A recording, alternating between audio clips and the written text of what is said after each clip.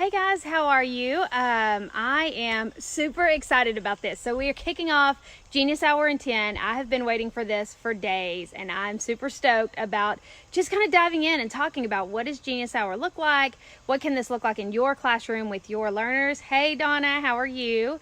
So I'm really excited to be on and be able to share some of these things. And remember, this is going to go for the course of 10. I am in Texas and it is really hot outside, and I had to come outside because the Dallas Cowboys are playing right now, and so it's really loud in the house, and so I thought I better go outside. It's not going to be a good idea for me to stay inside, so I'm sweating a little bit. It's hot, but I'm really excited about sharing some of this stuff with you guys. So what this is going to look like is every day for 10 days straight, I'm going to hop on Facebook Live, hopefully in the air conditioning from now on, and share just some practical things about Genius Hour and what it can look like in your classroom. And I know that for a lot of you watch these videos later.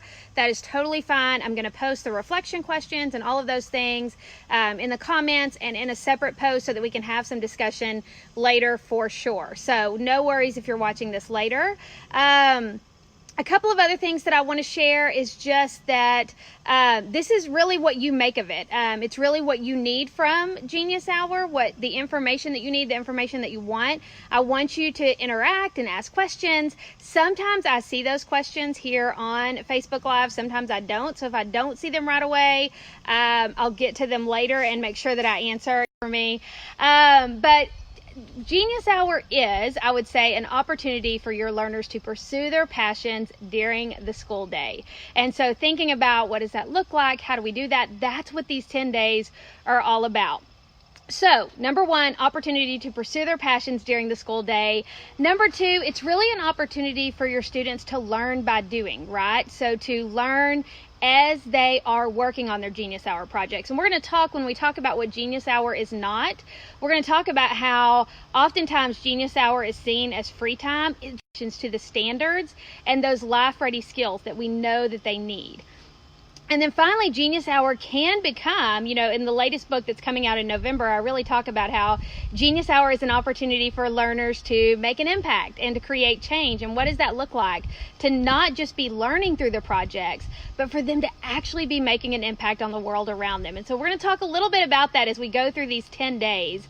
But that's really what Genius Hour is. And in and of itself, it really is that opportunity to learn through application. Happens, I think we begin to see our learners make connections that they don't typically make. So I think so often we expect our learners to learn the way that we did, right? And I know that as a traditional teacher, I did that more than I would like to admit.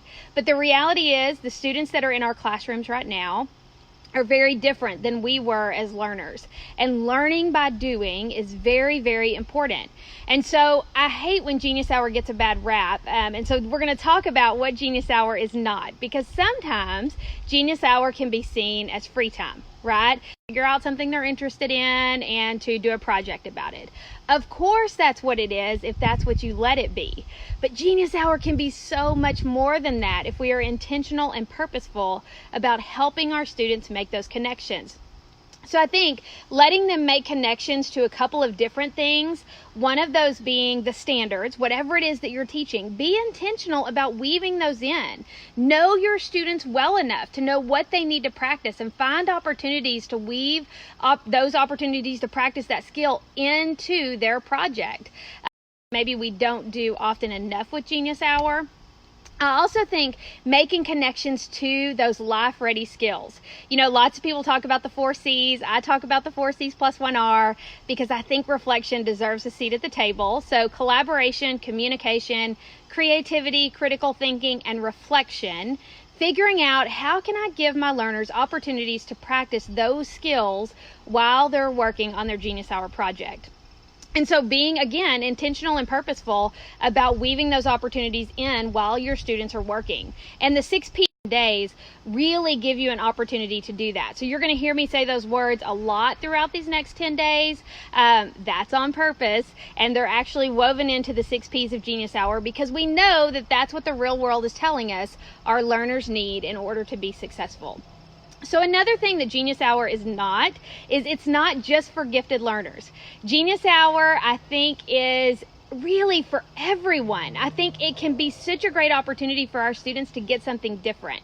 So often we see interview or more won't always work, but sometimes something different will. So if you can teach something through their passion, or you can teach something through what they're interested in, it can be a game changer. And so remember, Genius Hour is not just for gifted learners, it is really for everyone. And that opportunity to pursue their passions and those connections they make might just be what a kid needs in order to really learn that standard or that skill or that concept. Another thing Genius Hour is it's not one more thing. I remember when I was in the classroom and admin would come in and say, okay, we're going to try this new thing. And I would always be like, oh my gosh, another thing, here we go. That was before I really began to realize that innovation and content are not separate. In other words, I can teach content through innovation. So instead of seeing Genius Hour as something that you do on Friday afternoon, or seeing Genius Hour as something that kids only get to do if they finish their work early, really see it as an opportunity for, like I've said throughout this entire video, an opportunity for them to practice those skills and for them to learn by doing. And so if you see it that way, it becomes part of what you do all of the time and something that you can refer back to and you can weave into and tie into what you're doing versus it being something separate. So innovation and content, not separate. Innovation is an opportunity for students to learn content in a different way.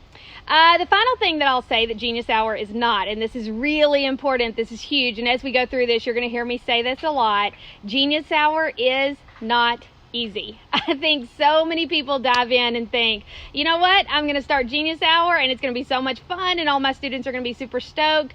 Unfortunately, that just isn't always the case. It's not always unicorns and rainbows. Genius Hour can be really difficult. We're going to talk about in these 10 days something called the messy middle of Genius Hour and what that looks like and how you can not only survive it, but you can really come out the other side of that, understanding and knowing more about your students than ever before.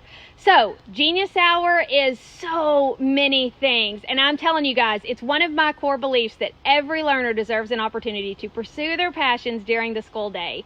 And the only reason I'm on this mission to really share Genius Hour with as many educators as I can is because of my experience with my students in my classroom. I saw students make connections that they were never going to make on a worksheet, that they were never going to make with me standing up talking at them. But when I gave them the opportunity to pursue their passions, all of a sudden those connections were made. And so I just want to share this with everybody, and that's what these 10 days are all about. So I am so excited that you're joining me, whether you're watching this now or you're watching this later.